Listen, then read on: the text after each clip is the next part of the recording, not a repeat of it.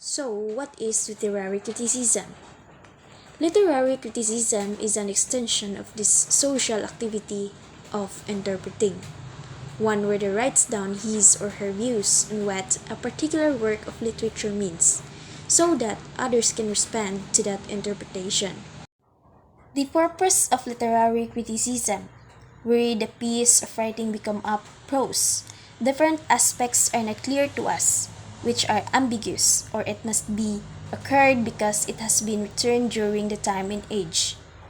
We have no clue because we are not a part of them. So how do we understand the context? How do we get an idea about different expressions? So here's criticism perform its very important function of explaining to the reader.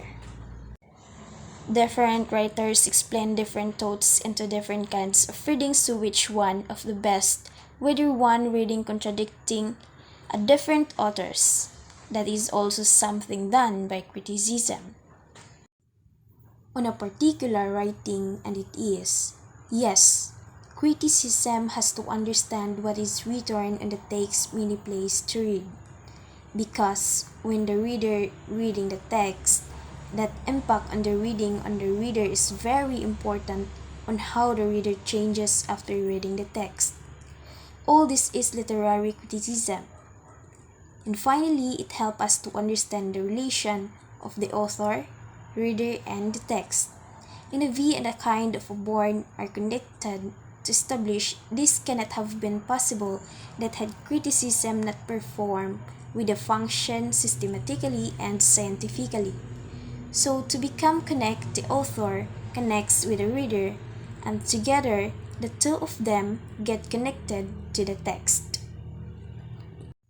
Literary criticism is essentially an opinion, supported by evidence relating to the theme, style, setting, or historical or political context.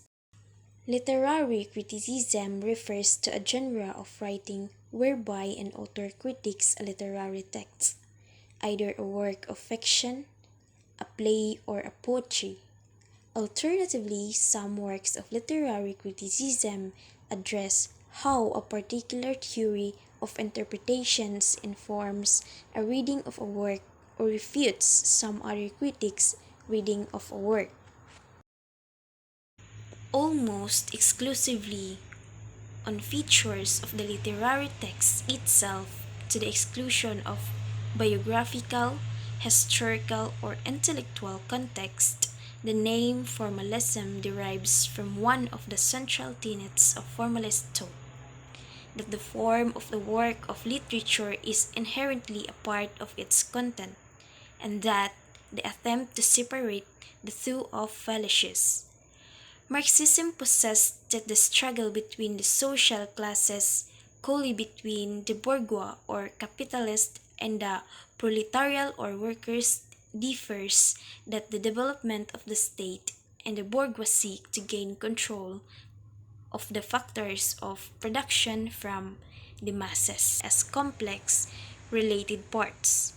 Feminism, the belief in the social, economic, and political equality to the Serbs, although largely originating in the West, feminism is manifested worldwide and represented by various institutions committed to activity on behalf of women's rights and interests.